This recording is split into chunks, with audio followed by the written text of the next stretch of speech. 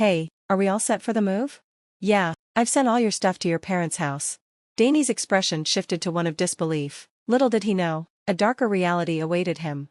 I'm Natasha, a 30-year-old professional, and I just married Dany. We were high school classmates, friends who drifted apart after graduation. It wasn't until a decade later that we reconnected at a classmate's wedding, which felt more like a nostalgic reunion. We exchanged numbers, and after a few drinks at the after-party, our chemistry was undeniable. It was comforting to be around him again, and we quickly began meeting for drinks after work and enjoying our days off at cozy cafes. After 2 years of dating, we decided to tie the knot. I never imagined I'd marry him, but life has a way of surprising you. I was overjoyed and couldn't picture myself with anyone else. Our families met, and we had a beautiful wedding ceremony. During the reception, a video played highlighting our reunion, and the room erupted in applause. Surrounded by loved ones, we celebrated our union, and after a blissful honeymoon, we stepped into our new life together. As newlyweds, we thrived on our dual income, allowing us to indulge in fancy dinners and weekend getaways. Each day felt like a gift, but the happiness was short-lived. The trouble began with my in-laws. Initially, Dany and I settled into my apartment, but after 6 months of marriage, we decided it was time to buy a house. What do you think of this place? Dany asked, holding up a brochure for a luxury high-rise condo. Are we really considering such a fancy place? I replied, taken aback. Why not? We're going to live here for a long time. It makes sense to invest in something great, Dany said. He had a valid point. A comfortable home could enhance our well-being and even boost our productivity. I agreed, and we embarked on the journey to buy a luxurious high-rise condo together. We toured various properties, each more stunning than the last. The spacious condos boasted breathtaking views and modern, functional kitchens. I can't choose, they're all incredible, I confessed. Right? This is fun, Dany replied. After much deliberation, we finally settled on a beautiful condo that felt worth every penny. The space was clean, spacious, and new, uplifting our spirits daily. The view from our window at night was mesmerizing, and we loved sipping coffee on the expansive balcony on clear, breezy mornings. We were both comfortable and happy in our new home, until things took a turn. The trouble began when Dany invited his parents over. I didn't mind. I had hoped my parents would come by too, but once they discovered our place, they started visiting frequently. Weekends became unpredictable, as the doorbell would ring, revealing Dany's parents on the monitor. Did you invite Alyssa and Ivan again? I asked. Nope, but let's let them in. They're here now, Dany replied, unconcerned. Showing up unannounced seems a bit rude, don't you think? I murmured, but he was already heading to the door. Wow, this place looks fabulous every time we visit, and this view is just spectacular. My in-laws gushed as they entered. Without hesitation, they settled onto our sofa, acting as if they owned the place. I'm parched, my father-in-law declared. Yeah, how about some cold drinks and snacks? My mother-in-law chimed in. My parents-in-law started giving me orders. Why should I have to do this on my day off? I thought. Natasha, could you get that ready? Dany asked, as if it were the most natural request in the world. I wanted to respond, why didn't you do it yourself? But I held my tongue to avoid any tension, hoping they'd leave soon. I reluctantly served drinks and snacks. They devoured everything like it was completely normal and lounged around without a care. As evening approached, they announced they were hungry. Should we order delivery? Dany suggested. With that, he started ordering steak for delivery. Natasha, could you grab some drinks? Dany asked. Seriously? I'm here with Mom and Dad. I replied. You want me to go? No, I'll go get them, Dany said. I was irritated that Dany made decisions like this, and it frustrated me that his parents acted so at ease in our home. But the thought of being left alone with them while Dany went shopping was even worse. So, begrudgingly, I headed to the supermarket to buy some liquor. When I returned, Dany and his parents were chatting in the living room, looking like they were having a wonderful time. It might have been heartwarming under different circumstances, but their frequent visits only soured the moment. Their laughter grated on me. They came over multiple times a month, often staying late into the night. Dany's expensive steak orders really added up, and he expected me to help foot the bill. I thought we were trying to keep our budget balanced. I asked Dany. Why not just order something cheaper? I can't do that, he replied. It would disappoint Mom and Dad. Plus, what would people think? We need to be mindful of our image. To Dany, living in a high-rise condo meant maintaining appearances, projecting wealth to the outside world. I honestly didn't think anyone cared about such things. Ever since Dany moved in, he developed this odd sense of pride, and his parents started treating our home like their second residence. While they used to visit only on weekends, they now showed up 2 or 3 times a week, even on weekdays after work. Recently, they even asked Dany for a spare key so they wouldn't have to coordinate visits. Dany seemed open to the idea, but I firmly opposed it, creating a tense atmosphere between us. Why can't we? I gave my parents a key. They're my family, he argued. Even if they are family, it's not normal to give parents a key to their child's marital home. Why not? Mom and Dad find it inconvenient. Would you be okay giving my parents a key? Well, that's different. You know it's not normal, and you can't say yes. Stop nagging me. You're making things complicated. Complicated? How? I'm just trying to set some boundaries for us. Stop arguing against it. Don't use that tone with me, and don't get in my way. I'm just trying to be a responsible partner.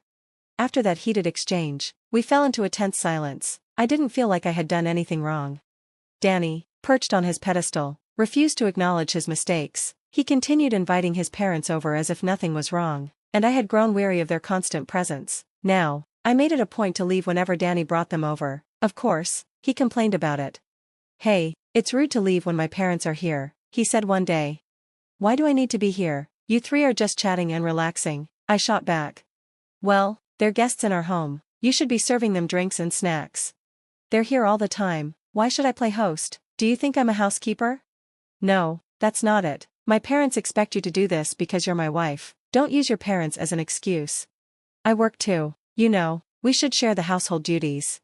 You don't even cook. I'm the one doing it every day. You were supposed to handle the laundry and cleaning, but I've ended up doing everything. You're taking me for granted. That's not true. You've become prideful. Just because we live in a high-rise doesn't mean you're above doing housework. Showing off, huh? Dany muttered, hitting a nerve. The strain in our relationship was palpable, but then Dany crossed a line. One day, I came home from work to find his parents lounging in our living room. Natasha, you're finally home, Elisa exclaimed. What's going on? I asked, my confusion mounting. Dany and I were having an important conversation. We wanted to include you, but you weren't here, Elisa said. An important conversation? I had to work late. What's this about? We're moving in. Excuse me?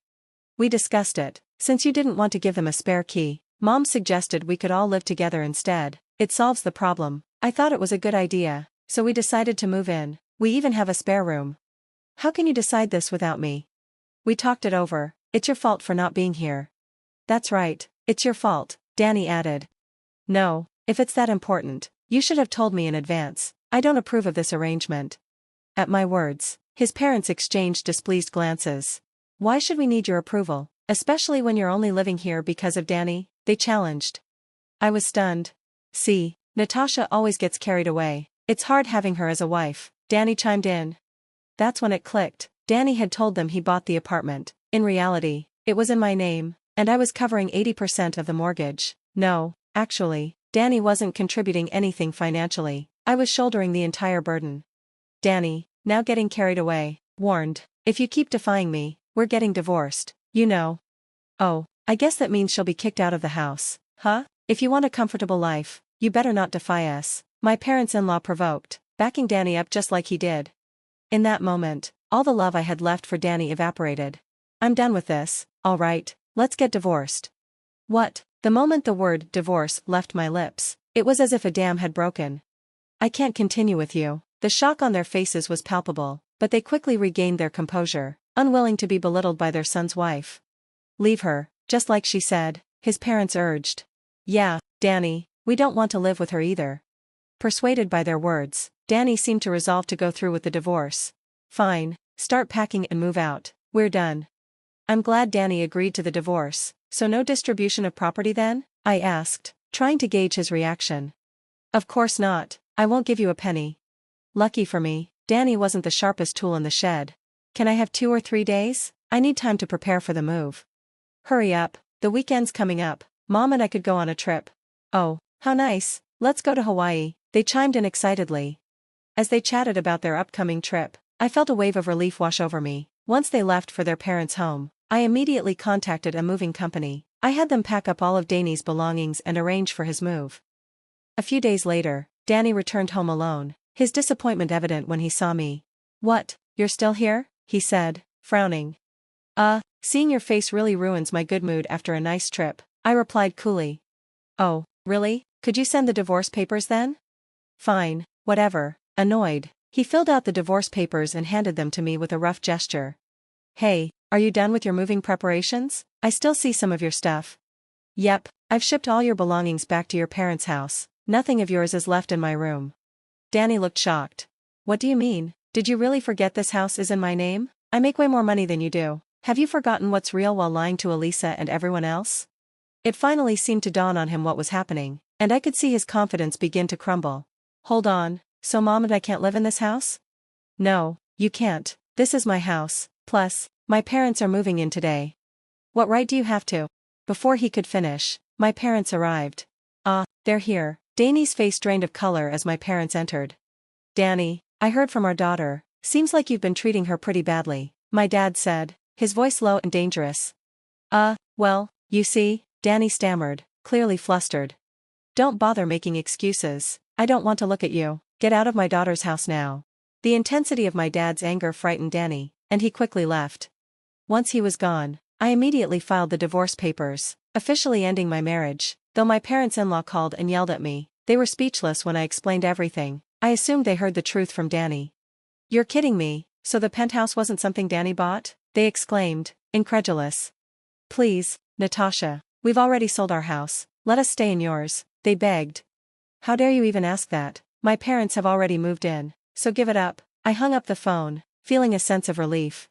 It turned out the former occupants of my in-laws' house had to scramble to find a new place. They had wrongfully assumed Dany could afford a penthouse and splurged on luxury items like bags and watches. Now, they were struggling to make payments and living a much more frugal life.